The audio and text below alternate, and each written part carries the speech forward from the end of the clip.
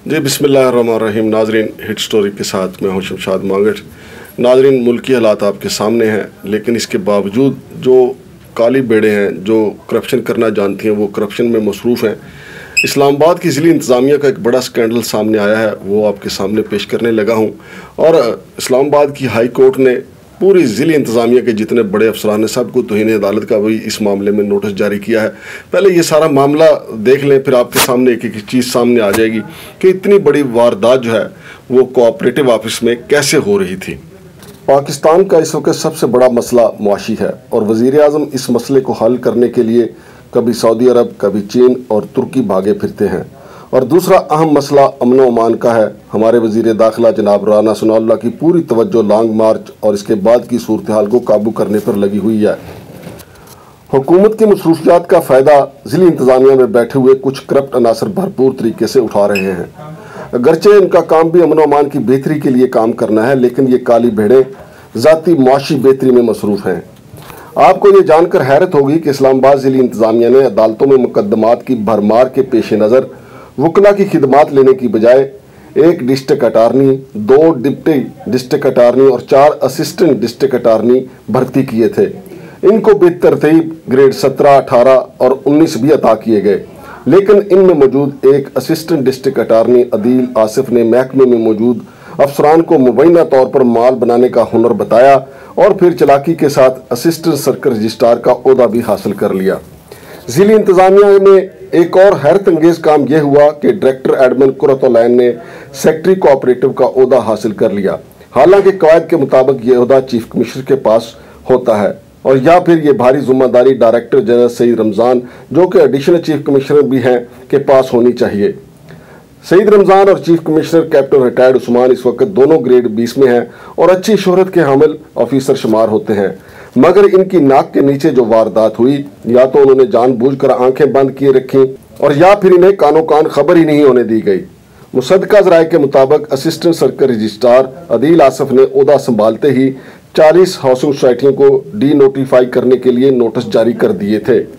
Registrar office के record के मुताबिक इनमें 27 हाउसिंग सोसाइटियों ने अदील आसिफ के हाथ पर बैत कर ली और इनकी मुट्ठी गर्म करने का वादा करके डी नोटिफाई होने से बच गई और अदील आसिफ ने मुट्ठी गर्म ना करने वाली 13 हाउसिंग सोसाइटियों को डी नोटिफाई कर दिया और इन हाउसिंग सोसाइटियों में प्लाटों के लेन देन और ट्रांसफर पर पाबंदी भी लगा दी। हालांकि इन सब के लेआउट प्लान सीडीए में जमा हैं। इसी दौरान मामला अदालत में चला गया तो वहां ये राज खुला कि सर्कल रजिस्ट्रार या असिस्टेंट सर्कल रजिस्ट्रार के ओहदे के लिए कानून के मुताबिक 5 साल कोऑपरेटिव में नौकरी का तजर्बा या किसी मजाज यूनिवर्सिटी का मुतलका शोबे में सर्टिफिकेट होना जरूरी है। चूंकि अदील आसिफ सिर्फ LLB थे और वो भी प्राइवेट अदारे से किया हुआ था, इसलिए मौसूफ का ना तजर्बा था और ना ही तालीमी मियार पर पूरा उतरते थे।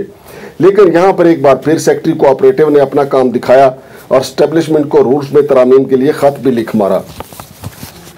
एस्टेब्लिशमेंट ने यह तरामीम मंजूर करके फेडरल सर्विस ट्रिब्यूनल को भिजवा तो दी हैं, लेकिन अभी हतमी मंजूरी नहीं हुई और इन तरामीम के तहत असिस्टेंट सर्कल रजिस्ट्रार के ओहदे के लिए नौकरी के तजर्बे की शिक और तालीमी काबिलियत का मेयार तब्दील करके LLB कर दिया गया है।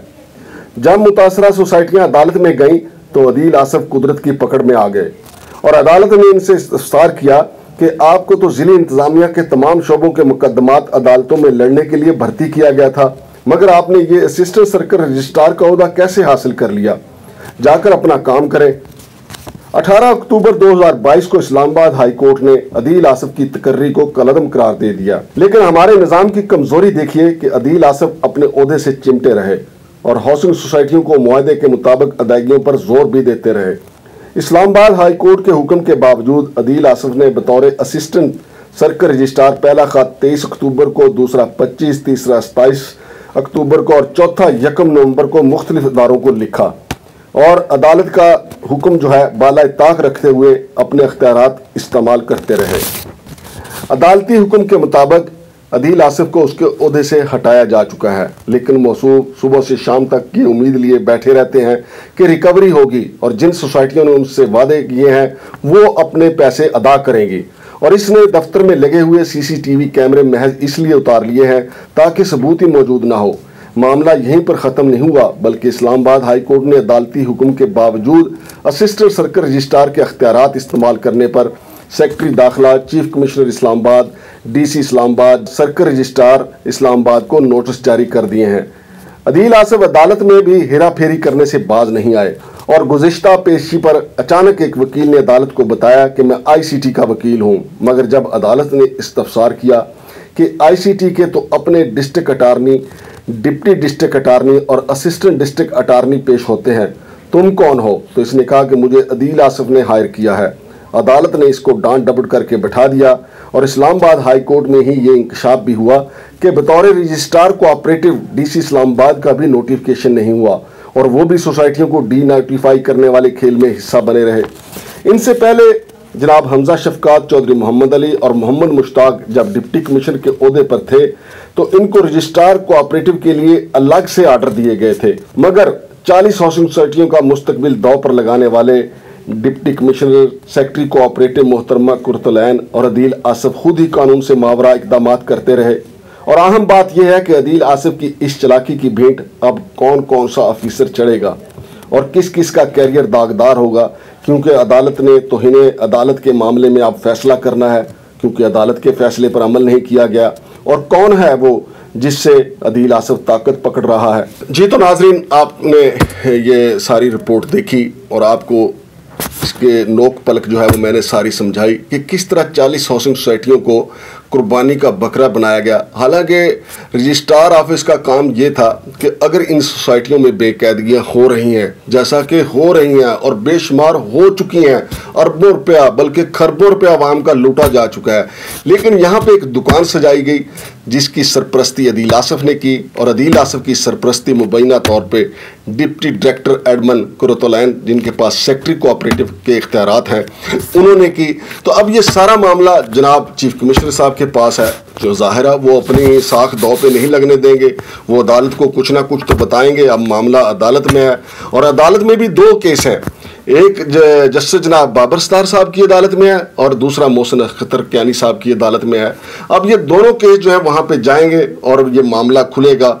और आपने हमारी स्क्रीन पे देखा होगा कि जिस जिस अदालत से ये नोटिस जारी हुए हैं, ये बहुत बड़ा स्कैंडल है कि 40 हाउसिंग सोसाइटियों को एक असिस्टेंट अटारनी ने, जिसका काम था कि वो ICT के मुकदमात लड़ेगा, लेकिन उसने चालाकी अपनी फुर्ती दिखा के किस तरीके से असिस्टेंट सर्कल रजिस्ट्रार के ओहदे पर कब्जा किया।